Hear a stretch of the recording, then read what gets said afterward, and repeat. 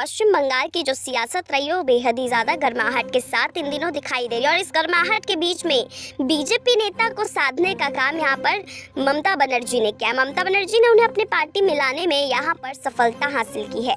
आपको बता दें कि पश्चिम बंगाल की मुख्यमंत्री ममता बनर्जी को कैबिनेट में फेरबदल किया है। तृणमूल कांग्रेस के राज्य में सत्ता में आने के बाद ये सबसे बड़ा फेरबदल माना जा रहा है। मंत्रिपरिषद विस्तार में 9 नए मंत्री शामिल किए गए।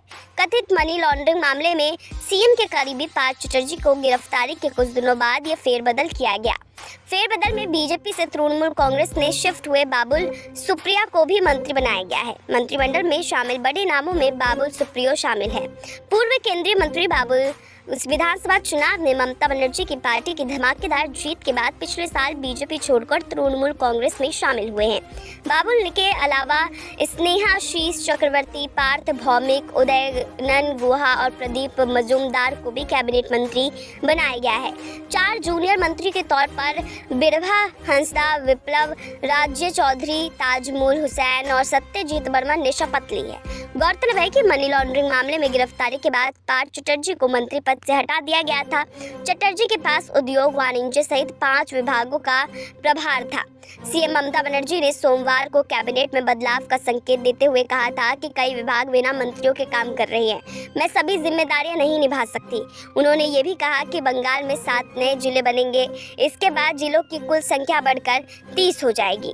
अब उसके बाद उन 30 बढ़े हुए यहाँ जिलों के बाद में अब उनके ऊपर मंत्री पद के ऊपर लोग चाहिए थे। अब उन लोगों में यहाँ पर बीजेपी के एक बड़े चेहरे को भी शामिल जब ममता बनर्जी ने किया तो बीजेपी के अंदर हड़कंप मच गया। अब बीजेपी ये सोच रही है कि ममता बनर्जी कौन सा खेला कर रही है पश्चिम बंगाल में, जिसका तोड़ क्या वो निकाल पाएंगे या नहीं निकाल पाएंगे। ममता बनर्जी ने पूरा का पूरा खेल ही पश्चिम बंगाल में बदल के रख दिया।